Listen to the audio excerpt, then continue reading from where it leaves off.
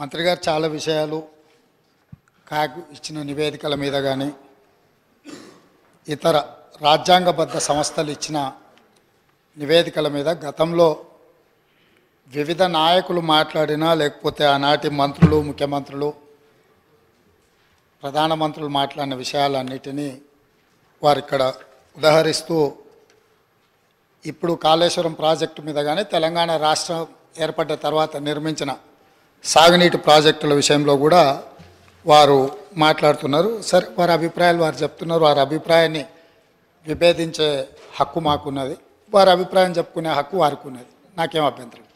అయితే అధ్యక్ష, తమరి ద్వారా తెలంగాణ సమాజానికి అత్యంత కీలకమైన అంశాన్ని ఇతరులు ఎవరో చెప్పిందో మనము చేపట్టిన చర్యలు లేదా పనుల మీద ఇతరు ఇచ్చే నివేదికను మనము ఆమోదించవచ్చు, తిరస్కరించవచ్చు, భిన్న అభిప్రాయం చెప్పడానికి కూడా అవకాశం ఉంది. కానీ మనమే ఒక ఆలోచనతో కొంతమంది అధికారులను, ఒక గ్రూప్ ఆఫ్ ఇంజనీర్స్, రిటైర్డ్ ఇంజనీర్స్ను కూర్చోబెట్టి నా ఆలోచన ఇది, నేను ముందుకు వెళ్ళాలనుకుంటున్న విధానం ఇది, దీని మీద సాంకేతిక నిపుణులుగా మీ అభిప్రాయాన్ని కూలంకషంగా పరిశీలించి అన్ని పరిణామాలను పరిగణలోకి తీసుకొని మీరు నివేదిక ఇవ్వండి అని చెప్పి గత ముఖ్యమంత్రి కల్వకుంట్ల చంద్రశేఖరరావు గారు, ఆనాటి సాగునీటి పారుదల శాఖ మంత్రి తన్నీర్ హరీష్ రావు గారు గోదావరి ప్రాజెక్టుల మీద రిటైర్డ్ ఇంజనీర్స్తోని ఒక కమిటీని నియమించారు అధ్యక్ష. ఆ కమిటీ ఇచ్చిన నివేదికను తమ ద్వారా ఈ సభ రికార్డులోకి మొత్తం తేదలుచుకుని ఇందులో కొన్ని అంశాలను మాత్రము నేను చదివి వినిపిస్తాను. ఆనాటి పత్రికలలో వచ్చిన వార్తలను కూడా నేను చదివి వినిపిస్తాను కొంతమేరకు. ఈ మొత్తం రికార్డును నేను సభలో రికార్డు ప్లే చేయదలుచుకున్నాను. నేను ఈ చదివి వినిపించిన తర్వాత ఈ టోటల్ రికార్డు సభ దీంట్లోకి తీసుకోవాల్సిందిగా తమరి నేను విజ్ఞప్తి చేస్తున్నాను అధ్యక్ష. ఈ report of committee barrages and Godavari and Pranahita Chevella, ఈ కమిటీని ఆనాటి ముఖ్యమంత్రి చంద్రశేఖరరావు గారు నియమించారు. ఇది 14 పేజీల కమిటీ నివేదిక ఇచ్చిండ్రు అధ్యక్ష. ఎవరు అధ్యక్ష ఇందులో ఇంజనీర్లు ముఖ్యమైన వాళ్ళు అంటే B Anantaramulu, B Venkata Ramarao, S Chandramouli, G Damodar Reddy, M Shyamprasad Reddy, 5 మంది ఇంజనీర్లతో ఆనాటి ముఖ్యమంత్రి, సాగునీటి పారుదల శాఖ మంత్రి ప్రాణహిత చేవెళ్ళ ప్రాజెక్టుల మీద తుమ్మిడిహెట్టి దగ్గర కాకుండా ఇతర ప్రాంతాలలో నిర్మించడానికి అవసరమైన రీడిజైనింగ్కు ఇక్కడ పునాది పడ్డది అధ్యక్ష. ఈ పునాది పడ్డ తర్వాత వీళ్ళు పూర్తి స్థాయిలో మొత్తం గోదావరి జలాలకు సంబంధించిన హిస్టరీని మొత్తం ఇందులో పొందుపరిచింది అధ్యక్ష. ఇదే కాకుండా వీళ్ళు aerial survey, physical survey, toposheets survey చేసి మొత్తం ఒక నివేదికను తయారు చేసి ఇచ్చారు అధ్యక్ష. అందులో పేజ్ నెంబర్ 5లో alternate locations for barrage, the members of retired engineers forum have conducted the aerial survey on 24/3/2015 to examine the feasibility of proposed site and feasibility of alternative sites on Pranahita river, etc. After detailed toposheet study and as per site plans, the following alternative are proposed. అంటే మేము అన్ని రకాలుగా టోపోషీట్లను కానీ aerial సర్వేలు చేసి వీటన్నిటిని ఆధారంగా ప్రభుత్వానికి మేము నివేదికలు ఇస్తున్నామని చెప్పి, అంతకంటే ముందు అధ్యక్ష పదే గత ప్రభుత్వం ఏం ప్రయత్నం చేయలే. ఉమ్మడి రాష్ట్రంలో తెలంగాణకు తీరని అన్యాయం చేసినారు.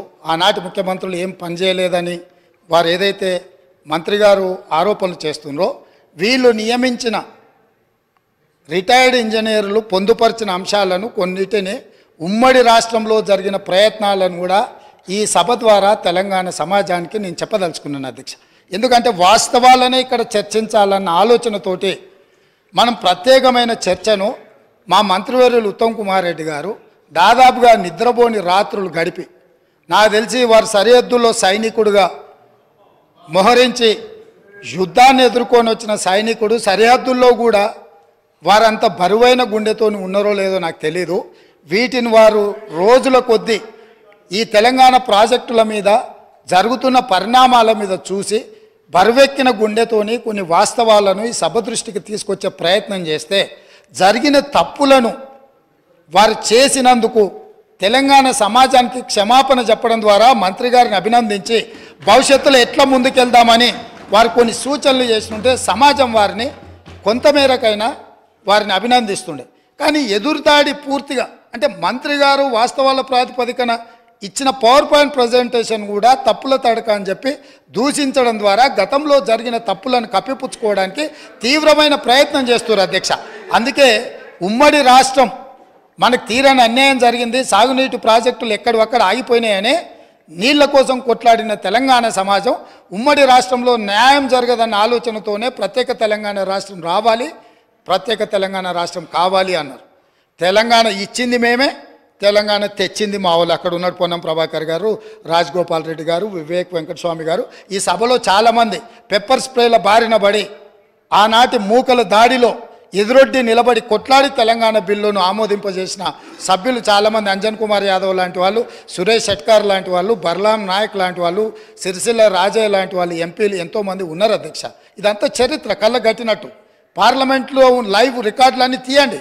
ఆ రోజు బిల్లు ప్రవేశపెట్టినప్పుడు చంద్రశేఖరరావు గారు ఎక్కడుండే, ఈ సభ్యులందరూ ఎక్కడుండేనో ఒకసారి చరిత్రను కూడా చూడాల్సిందిగా తమకు విజ్ఞప్తి చేస్తూ ఉమ్మడి రాష్ట్రంలో జరిగిన కొన్ని అంశాలను నేను చదివి వినిపించదలుచుకున్నాను అధ్యక్ష.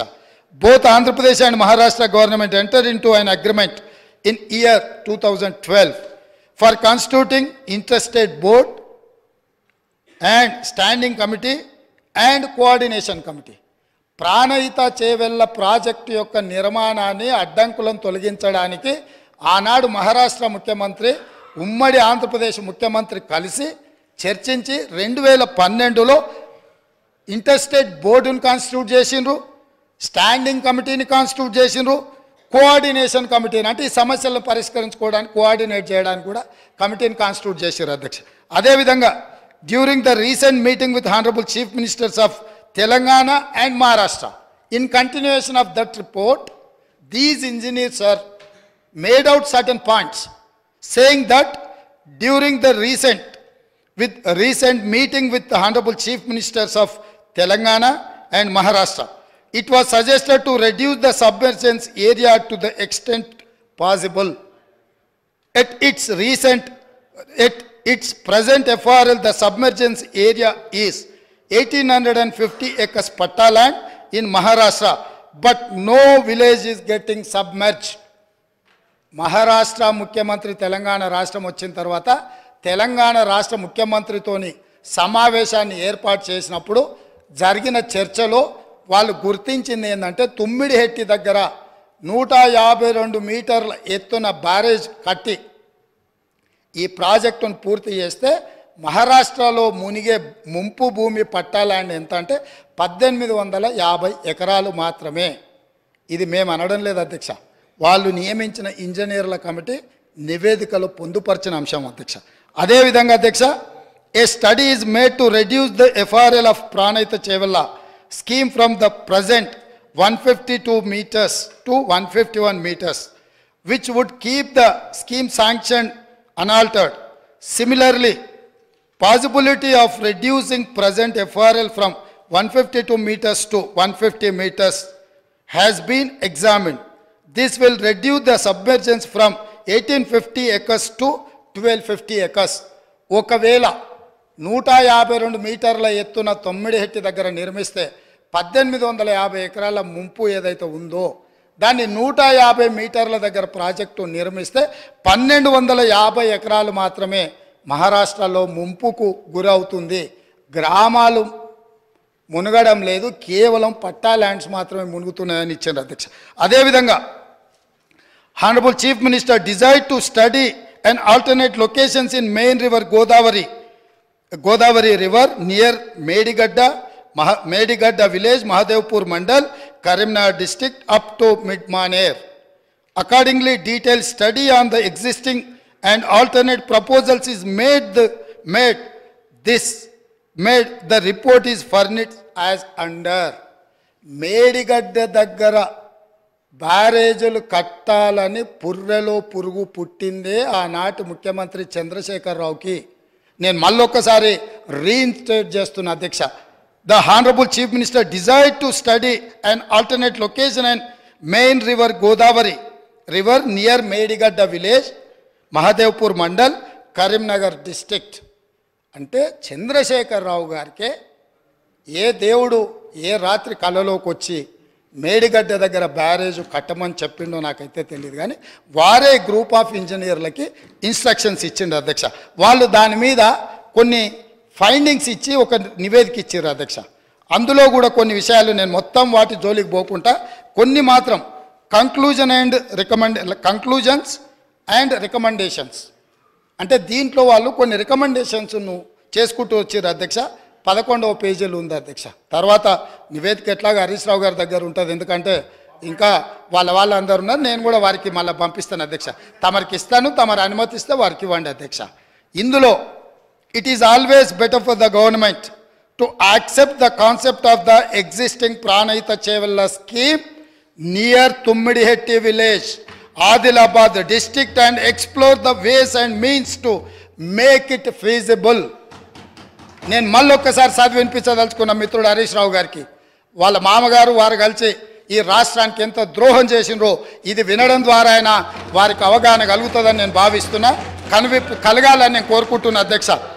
It is always better for the government to accept the concept of the existing Pranahita Chevella scheme near Tummidihetti village, Adilabad district, and explore the ways and means to make it feasible. స్పష్టంగా engineers వాళ్ళు నియమించుకున్న ఇంజనీర్లు తుమ్మిడిహెట్టి దగ్గరనే ఈ project నిర్మించడానికి అన్ని రకాల ప్రయత్నాలు చేయండి, మీ శక్తి సామర్థ్యాలను అన్నిటినీ మీ గొప్పతనాలను ఉపయోగించండి అని చెప్పిండ్రు అధ్యక్ష. అదేవిధంగా there is a feasibility of reducing the FRL from 152 meters to 151 meters, i.e. by 1 meter without altering the scope of the scheme. The Honorable Chief Minister may use his good offices for convincing the Maharashtra government to accept proposal of reducing FRL to 151 meters. ఏమన్నారంటే చాలా శక్తిశాలి, అసలు ప్రపంచాన్ని అంతా కూడా గజగజలాడించి పులి నోట్ల తలబెట్టి ప్రాణాలనే త్యాగం చేయడానికి గొప్ప అపర భగీరథుడు. మీరు 152 మీటర్ల నుంచి మీ శక్తిని అంతా ఉపయోగించి మహారాష్ట్ర ముఖ్యమంత్రిని 151 మీటర్ల ముంపు కోసం ఒప్పించండి, 1 మీటర్ ఎత్తు తగ్గించి ప్రాజెక్టు కట్టడానికి అవసరమైన చర్యలు చేపట్టండి అని చెప్పి వారు ఈ ఏమంటారు గాల్లో ఎగురుకుంటూ పోతాడు కదా, ఏమంటారు పారాషూట్, స్పైడర్ మ్యాన్ని మీరు ఒకసారి అడగండి అని చెప్పి వారు సూచన చేసిండ్రు అధ్యక్ష. అదేవిధంగా in case of the Maharashtra government still insists for further lowering the FRL, the Telangana government can accept at 150 meters FRL. ఒకవేళ వాళ్ళు మరీ 151 ఒప్పుకోకపోతే 150 దగ్గరకైనా దయచేసి ఒప్పించండి అని చెప్పారు. In both the above proposals there will not be any financial loss to the work done portions. మీరు దీన్ని 150 మీటర్ల దగ్గరకైనా తుమ్మిడేటి దగ్గర ప్రాజెక్టు నిర్మిస్తే గతంలో ఖర్చు పెట్టింది కానీ భవిష్యత్తులో ఖర్చులు పెరగడానికి కానీ ఎలాంటి అవకాశం లేదు అని చెప్పి 11వ పేజీలో వాళ్ళు ఇచ్చిన నివేదికలో ఉంది అధ్యక్ష. అదేవిధంగా అధ్యక్ష 13వ పేజీ అధ్యక్ష, ఫైనల్ రికమెండేషన్స్ అంటే ఇంకా అన్ని ఎగ్జామిన్ చేసినాం, కంక్లూజివ్ రిమార్క్స్ ఇచ్చిండ్రు, తర్వాత ఫైనల్ రికమెండేషన్స్ ఇచ్చిండ్రు అధ్యక్ష 13వ పేజీలో. ఈ ఫైనల్ రికమెండేషన్లో ఏమన్నారో ఈ ఒక్క సెంటెన్స్ చెప్తా, ఈ తర్వాత అయినా మిత్రుడు హరీష్ రావు గారికి కనువిప్పు కలిగి తెలంగాణ సమాజానికి వారికి క్షమాపణ చెప్తారు చంద్రశేఖరరావు గారి తరఫున అని నేను భావిస్తున్నా అధ్యక్ష. The proposal of construction of a barrage on main Godavari near Medigadda village and lifting 160 TMC of water to mid-Maner reservoir is not desirable. Very clear, crystal clear and loud. They have said ఇది ఉపయోగం లేని నిరుపయోగమైన ప్రయత్నము. నేను మళ్ళొక్కసారి చదివి వినిపించే రికార్డులోకి ఈ విషయాన్ని అంతా తీసుకురాదలుచుకున్న అధ్యక్ష. The proposal of construction of a barrage on main Godavari near Medigadda village and lifting 160 TMC of water to mid-Mane reservoir is not desirable. 5 మంది ఎవరు అధ్యక్ష దీంట్లో సంతకం పెట్టింది నివేదిక ఇచ్చింది? తెలంగాణ కోసం కొట్లాడిన ఇంజనీర్ల అధ్యక్ష. నీళ్లకు మన తెలంగాణ ఎట్లా బాగుపడుతుందో అని చెప్పిన ఇంజనీర్లు, ఆ ఇంజనీర్లు B Anantaramulu, P Venkataramarao, S Chandramouli, G Damodar Reddy, M Shyamprasad Reddy. 5 మంది ఇంజనీర్లు కష్టపడి అన్ని పరిశీలించి పూర్తి స్థాయిలో ఒక ఎక్స్పర్ట్ కమిటీ రిపోర్ట్ 14 పేజీలతో ప్రభుత్వానికి ఇస్తే, ఆ రోజు సాగునీటి పారుదల శాఖ మంత్రి హరీష్ రావు గారు, ఆనాటి ముఖ్యమంత్రి చంద్రశేఖరరావు గారు ఈ నివేదికను తొక్కిపట్టి మసిబూసి మారేడుగాయ చేసి మేడిగడ్డ దగ్గర బ్యారేజీలు కడితే తెలంగాణకి ఏదో మేలు జరుగుద్దని 38,500 కోట్ల రూపాయల నుంచి 1,47,000 కోట్ల రూపాయలకు ప్రాజెక్టు అంచనాలు పెంచినరు. ఒకవేళ పెంచి అంచనాలతో నిర్మించినా అది ఉండి తెలంగాణ బీడులు వారిన భూములకు ఒకవేళ పచ్చని పైర్లు బండిని ఉంటే ఈ లెక్కలు ఈ ఉత్తమ్ కుమార్ రెడ్డి గారు రాత్రి మగళ్ళు కష్టపడి ఈ పవర్ పాయింట్ ప్రజెంటేషన్లు ఇవన్నీ చెప్పాల్సిన అవసరం లేకుండా అధ్యక్ష. ఇదే కాదు అధ్యక్ష, పదే పదే మా మిత్రులు అసలు చంద్రశేఖరరావు గారు అంటే ఏమనుకుంటురే, నీళ్ళకే నడక నేర్పిండు, అలా అసలు హంసకు కాదు అదేంది నెమలికి డ్యాన్స్ నేర్పిండు, అసలు అపర భగీరథుడు అని వాళ్ళు చెప్తున్నారు అధ్యక్ష. ఇది 23 సెప్టెంబర్ 2015 అధ్యక్ష. తమరు చూడాలి అధ్యక్ష, తమరు చూడాలి, సభ్యులు చూడాలి. సాక్షి పత్రిక సెప్టెంబర్ 23, 2015 నాడు, ఇవాళ ఏ తారీఖులు ఉన్నాం అధ్యక్ష? ఫిబ్రవరి 17, 2024 ఉన్నాం అధ్యక్ష. 9 ఏళ్ల కింద, దాదాపుగా 9 ఏళ్ల కింద అధ్యక్ష, మేడిగడ్డ మేడి పండేనా మిత్రులందరూ చూడాలి. ఆ రోజు సాక్షి పేపర్లో మీ మిత్రుడే మీ సహచర పంచపక్ష పరమాణాలు మీరు ఏదైతే ప్రగతి భవన్లో పిలిచి భోజనం పెట్టినరో ఆ మిత్రుడి పత్రికల మేడిగడ్డ మేడి పండేనా అని 2015 నాడు ఈ పత్రికలో రాసిన వార్త, దీంట్లో రాసింది నేను కొంచెం చదివి వినిపిస్తా అధ్యక్ష, ఎందుకంటే తెలుగులో ఉంది. కాళేశ్వరం దిగువ నుంచి నీటి మళ్లింపు ఆర్థిక భారం అంటున్న నిపుణులు. ప్రభుత్వ ప్రణాళిక ప్రకారం ఎల్లంపల్లి వరకు వచ్చే ఖర్చులు 14,000 కోట్లు. దీంట్లో అధ్యక్ష నేను నివేదికలు చదువుతున్నా అధ్యక్ష. ప్రస్తుతం ప్రతిపాదిస్తున్నట్టుగా కాళేశ్వరం దిగున మేడిగడ్డ నుంచి నీటిని మళ్లించే ప్రక్రియ పర్యావరణ పరంగా, ఆర్థికంగా, నిర్వహణ పరంగా ఏమాత్రం మంచిది కాదని ఇన్స్టిట్యూట్ ఆఫ్ ఇంజనీర్స్ తేల్చి చెబుతుండడము ఇప్పుడు కొత్త చర్చకు తెరలేపింది. అదేవిధంగా అధ్యక్ష ఇంకో పదం కూడా చెప్పారు, ప్రభుత్వ దూరదృష్టి అవగాహన లోపాల కారణంగా ఈ ప్రాజెక్టు అబాసుపాలు కాకుండా ఉండాలంటే ప్రత్యామ్నాయ మార్గాలపై అధ్యయనం చేయాలన్న వాదన వినిపిస్తుంది. ఇది ఈరోజు ఉత్తమ్ కుమార్ రెడ్డి గారు చేసిన ఆరోపణ కాదు అధ్యక్ష. ఈరోజు మునిగిపోయిన మేడిగడ్డ, పగిలిపోయిన అన్నారము, కుప్పగూలిన సుందీళ్లను చూసి మాట్లాడి రాసింది కాదు అధ్యక్ష. ఆ రోజు సాంకేతిక నిపుణులు ఇచ్చిన నివేదిక ఆధారంగా ఆ రోజు మీడియా మిత్రులు తెలంగాణ మేలు కోరి ఈ వాస్తవాలన్నిటిని ఆ రోజే చెప్పిండ్రు అధ్యక్ష. వీటన్నిటిని పెడచెవిన పెట్టి దాచుకోవాలన్న ఆలోచనతోని, తెలంగాణ ఖజానాను కొల్లగొట్టాలన్న ఆలోచనతోటి ఈరోజు ఇంత దుర్మార్గానికి ఒడిగట్టి ఈరోజు ఈ రకంగా ఇక్కడికి వచ్చి మా వెంకన్న మాట్లాడితే వెంకన్న మీద దాడి, మా భట్టి గారు మాట్లాడితే వారి మీద దాడి, మంత్రి గారిని అసలు సహించలేకపోతున్నాడు. ఎందుకు అధ్యక్ష?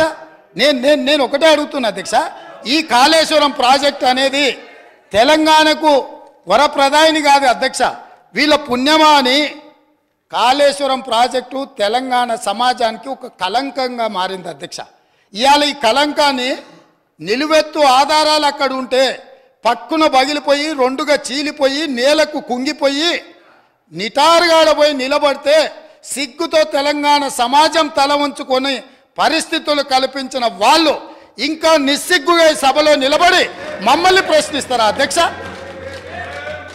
ఆనాడు జరిగిన తప్పిదాలను సరిదిద్దడానికి ఉమ్మడి రాష్ట్రంలో సమైక్య పాలనలో తీసుకుంటున్న నిర్ణయాలు తెలంగాణ సమాజానికి మేలు చేకూర్చడం లేదు అనే ఎన్నో ఒడిదుడుకులను ఎదుర్కొని 4 కోట్ల తెలంగాణ ప్రజలకు 60 సంవత్సరాల ఆకాంక్షను అమలు చేయడానికి శ్రీమతి సోనియా గాంధీ గారు తెలంగాణ రాష్ట్రం ఇచ్చింది అధ్యక్ష. అట్లా ఇచ్చిన తెలంగాణను వీళ్ళని నమ్మి వీళ్ళ చేతిలో పెడితే 10 సంవత్సరాల దివాలా తీయించి కొల్లగొట్టి ప్రాజెక్టులు పక్కున బలిగిపోతుంటే దాని మీద క్షమాపణ చెప్పకుండా ఇంకా ఎదురుదాడేంది అధ్యక్ష? ఏంది ఇదా అధ్యక్ష పద్ధతి? ఈ నివేదికను కాదంటాడా? ఈ నివేదిక వాళ్ళు అధికారులను వాళ్ళు నియమించలేదంటాడా? లేకపోతే ఈ నివేదిక సంబంధం లేదంటాడా అని నేను అడుగుతున్నా అధ్యక్ష. ఇవాళ మాజీ మంత్రి హరీష్ రావు గారిని నేను నిలదీస్తున్నా. మీరు బాధ్యులు, మీరు ఈ దుర్మార్గాలకు పాల్పడ్డది మీరు. మిమ్మల్ని ఎందుకు 2014 నుంచి 18 వరకు మిమ్మల్ని చంద్రశేఖరరావు గారు మంత్రిగా కొనసాగించి 18లో ఎందుకు మిమ్మల్ని మంత్రిగా బర్తరఫ్ చేసిండని నేను అడుగుతున్నా. మీరు ఈ దోపిడీలో ఆ తర్వాత వచ్చిన చంద్రశేఖరరావు ఈ శాఖకు మంత్రి, ఈ పాపాలకంతా వాళ్ళిద్దరు కారణం కాదా అధ్యక్ష? వీళ్ళిద్దరు కలిసి ఈ రకంగా తెలంగాణను మొత్తం చెదలు పట్టించారు అధ్యక్ష. తెలంగాణను మొత్తం దోపిడి. ఇట్లాంటి పరిస్థితుల్లో ఇంకా కూడా ఈ రకమైన మొండి వాదనలు తొండి వాదనలు వద్దు హరీష్ రావు గారు.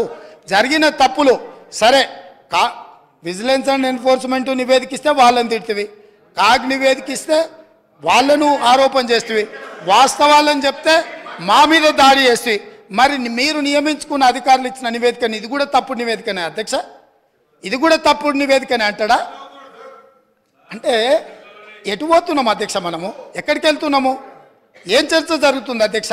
నేను వాస్తవంగా ఏం మాట్లాడుతూ మా మంత్రి గారు, మా ఉప ముఖ్యమంత్రి గారు మాట్లాడతారు, చూద్దాము మిత్రుడు ఏమేమి చెప్తాడు. ఎందుకంటే 10 ఏళ్ళ అనుభవంలో ఏమైనా మెరుగైండేమో, ఏమైనా మారిండేమో అనుకున్న. గతంలో నాకు బాగానే పరిచయమో, కానీ ఇంకా అంతకంటే దిగజారిపోయి 4 సార్లు ప్రాజెక్టుకు శిలాపలకాలు వేసిండ్రంటారు. మంచిదే, ఫస్ట్ ప్రాణహితనే ఉండే, చేవెళ్ళ చెల్లమ్మ అడిగితే చేవెళ్ళ దగ్గరకు వచ్చింది. శిలాపలకం వేయొద్దా? ఇవాళ వారి పక్కనే ఉంది కదా చేవెళ్ళ చెల్లమ్మ. ఎందుకు ఆ అక్క కూడా చెప్తలేదు హరీష్ నువ్వు మాట్లాడేది తప్పని? చేవెళ్ళ ప్రాజెక్ట్ ఆగిపోతే అక్కతో పాటు మేము కూడా ధర్నాకు పోయి లోపలికి దిగినాం కదా. వీళ్ళు వచ్చినాక దుర్మార్గం జరిగింది, చంద్రశేఖరరావు ముఖ్యమంత్రి అయినాక దుర్మార్గం జరిగింది. మెదక్ జిల్లాకే పరిమితం చేసుకున్నాడు, రంగారెడ్డి జిల్లాను ఎండబెట్టిండు, చేవెళ్ళ వికారాబాద్ పరిగి తాండూరు వరకు ఇవ్వాల్సిన గోదావరి జలాలను చంద్రశేఖరరావు దిగమింగిండు, మల్లన్న సాగర్కే ఆపేసిండని అక్క ధర్నా చేయలే? తమరు కూడా వచ్చింది కదా అధ్యక్ష. ఇవాళ ఎదురుగ్గా కూర్చొని పచ్చి అబద్ధాలు మాట్లాడుతుంటే మా అక్క మా జిల్లా కోసం మాట్లాడతలేదంటే నాకు ఆశ్చర్యం అనిపిస్తుంది. సబ్జెక్టే ఇది. ఆనాడు దీక్షలు చేసి ధర్నాలు చేసి ఆనాడు రాజశేఖర రెడ్డి గారిని ఒప్పించి మెప్పించి చేవెళ్ళలో శిలాపలకం వేసి ప్రారంభోత్సవాలు చేసి 100 కోట్ల రూపాయల పనులు చేసి ఆ పనులను అర్ధాంతరంగా వదిలేస్తే దీక్షలు ధర్నాలు చేసిన శ్రీమతి సబితా ఇంద్రారెడ్డి గారు ఈరోజు మౌనంగా హరీష్ రావు గారిని సమర్థిస్తున్నారు అంటే ఇది తెలంగాణ సమాజానికి మంచిదా అని తమ ద్వారా నేను అడుగుతున్నా అధ్యక్ష. నేను ఆ ప్రాంతం నుంచి వచ్చినాం అధ్యక్ష, వాళ్ళు ఎన్నుకుంటూ వచ్చినాం, మనకు బాధ్యత లేదా అధ్యక్ష? సరిదిద్దాల్సిన బాధ్యత మన మీద లేదా? ఎదురుగా ఉండి 6 అడుగులు నిలబడి ఆయన అబద్ధాలు చెప్తుంటే అక్క ఒక్క మాట కూడా తమ్మి ఇది తప్పు అని అనకపోతే ఎట్లా? అక్క బాధ్యత ఏంది? అక్క బాధ్యత ఏంది? తమ్ముళ్ళు తప్పు చేస్తే చెప్పాలి, తమ్ముళ్ళు తప్పు మాట్లాడితే సరిదిద్దాలి. కానీ ఆ పని చేయరు. ఎందుకు అని అంటే రంగారెడ్డి జిల్లా ఎండిపోయినా సరే, మన ప్రాంతం పడావు పడ్డా సరే, ఇది అధ్యక్ష ఆ స్కూల్ ట్రైనింగ్ అట్లాంటిది. నేనేం తప్పు పడతలేను. ఆ బడిలో చేరంగానే సిలబస్ అట్లా తయారవుతుంది. పెద్దలు మా శ్రీహరి గారు కూడా పాపం మంచోడు, విషయం అవగాహన ఉన్నాడు. కానీ ఆ స్కూల్లో చేరంగానే శ్రీహరి గారు కూడా పాపం ఒత్తిడికి లోనయ్యి వాళ్ళు ఏం చెప్తే అది చెప్పే పరిస్థితి వచ్చింది అధ్యక్ష. అందుకే అధ్యక్ష ఈ చర్చల కంటే కూడా నేను ఒక్కటే మాట అడుగుతున్న మిత్రుడు హరీష్ను, ఆయన ఏం చెప్పదలుచుకున్నా ఏమన్నా చెప్పని జరిగిన తప్పులకు క్షమాపణ చెప్పి ఇప్పుడు ఏదైతే సిట్టింగ్ జడ్జో లేకపోతే రిటైర్డ్ జడ్జో విచారణకు వచ్చినప్పుడు వాళ్ళ దగ్గరికి వెళ్ళి కన్ఫెషన్ స్టేట్మెంట్ ఇచ్చి ఎవరి ఒత్తిడి వల్ల వారి రకంగా ఈ తప్పిదాలకు సంతకాలు పెట్టిండో మంత్రిగా ఉన్నప్పుడు కన్ఫెషన్ స్టేట్మెంట్ ఇచ్చి ఒప్పుకుంటే భవిష్యత్తులో దీన్ని ఎట్లా బాగు చేయాలనో దాని మీద ఆలోచన చేద్దామని తమ ద్వారా వారికి విజ్ఞప్తి చేస్తున్నా అధ్యక్ష.